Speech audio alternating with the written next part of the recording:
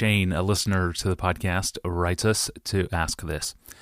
Pastor John, with the growing popularity of Christian satire, for example, websites like the Babylon Bee, what are your thoughts on the use of satire to communicate Christian thought?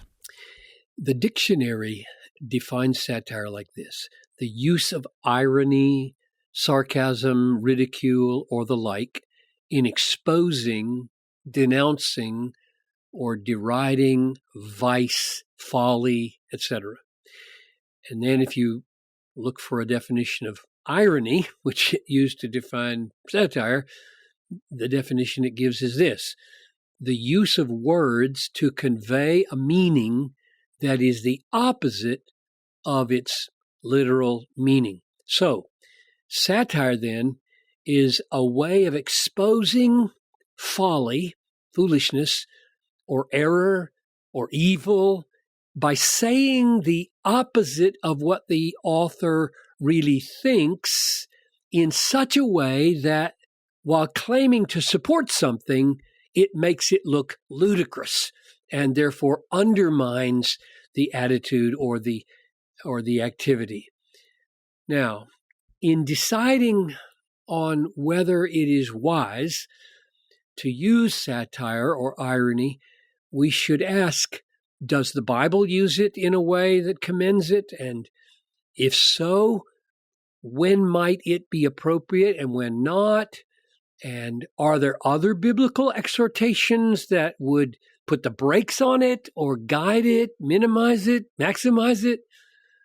So the answer to that first question is Job, the prophets, Jesus, Paul. They all used satire. They all used irony to expose the folly of the people they were dealing with. For example, Job 12:2, truly then you are the people, and with you wisdom will die.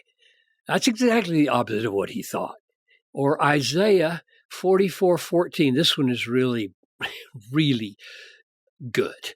The idolater cuts down cedars, and he chooses a cypress tree or an oak and lets it grow strong among the trees of the forest. He plants a cedar and the rain nourishes it. Then it becomes fuel for a man. He takes a part of it and warms himself. He kindles a fire and bakes bread. Also, he makes a god and worships it. He makes an idol and falls down before it. Half of it he burns in the fire. Over the half he eats meat. He roasts it and is satisfied. Also, he warms himself and says, aha, I am warm. I have seen the fire. And the rest of it he turns into a god, his idol, and falls down in front of it and worships it. He prays to it and says, deliver me. You are my God. That's really powerful. And then Elijah. And at noon Elijah mocked them, saying, oh, cry aloud to your God. Either he's musing, or he's going to the bathroom, or he's on a journey, or perhaps he's asleep and must be awakened.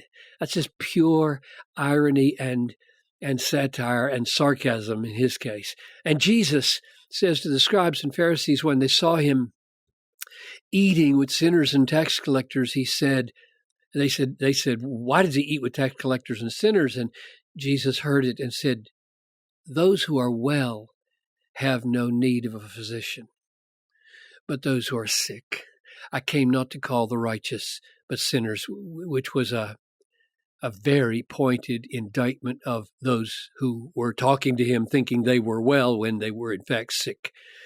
And then Paul, in 1 Corinthians 4:8, he says, already you have all you want. Already you have become rich. Without us, you have become kings. And would that you did reign, so that we might reign with you. Just saying that opposite of what he thinks, because that's what irony does. It's not lying, because the assumption is everybody knows exactly what I'm doing, and they're being indicted by it. Now, in all of those cases, as I look at them, the people who are being exposed by the irony are those who are acting wrongfully in a fairly entrenched way. In other words, these are not poor, weak people who have simply stumbled and made a rare mistake, but are hardened people who go on and on in their error, do not respond to exhortation, which means, I think, that satire and irony are not going to be a Christian's first or main strategy of correction with people. Not people we're trying to win anyway. We know that Jesus said not to cast our pearls before swine, but we should be very careful before we put someone in the category of swine. We'll be very slow. Similarly, we should be careful before we pull out our sword of satire when dealing with someone's error. One of the difficulties with satire, and I'll just say this about myself in particular, one of the difficulties with satire is that it is so difficult to use without sounding arrogant. James Denny said it's very hard to show that Christ is magnificent and that I'm clever at the same time. It's been a very powerful word for me over the years. Some of us are so prone to be clever and biting in our criticism that satire fits our natural sinfulness way too easily. I would put myself in that category. So for myself, I find I need to read other sets of scriptures, other passages more often, like these. 2 Timothy 2:24. The Lord's servant must not be quarrelsome, but kind to everyone, able to teach, patiently enduring evil, correcting his opponents with gentleness. Or James 3:17.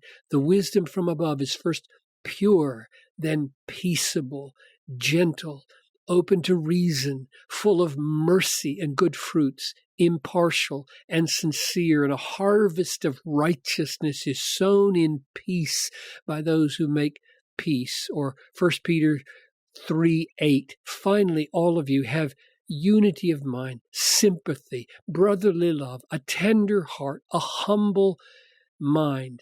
So that's what John Piper needs to hear over and over again, because I am wired to be sarcastic. I daydream about how to say things with pointed, ruthless effect. So I need those verses all the time. So my conclusion is that in the rough and tumble of truth speaking, in a world of evil and folly, there will always be a place for irony and satire to do its work of exposing error and evil and folly. Nevertheless, I think the use of it is very limited in bearing the kind of fruit that love longs to see in transformed lives. God grants repentance, it seems to me, and I base this on 2 Timothy 2:25, God grants repentance more often in connection with broken-hearted appeals rather than clever indictments. Thank you, Pastor John. That's a good word for all of us. And thank you for the question, Shane. If you have a question that you just can't quite figure out or some issue that's confusing you, email us at askpastorjohn@desiringgod.org. Of course, you can find our audio feeds, our episode archive, and everything you need to know about this podcast at our online home, desiringgod.org/askpastorjohn. Well, does the Bible call for musical worship or not? And does it call for musical worship leaders on Sundays? These are questions from a worship leader, and it's coming up on Friday. I'm your host, Tony Reinke. Thanks for listening to the Ask Pastor John podcast with longtime author and pastor John Piper. We'll see you next time.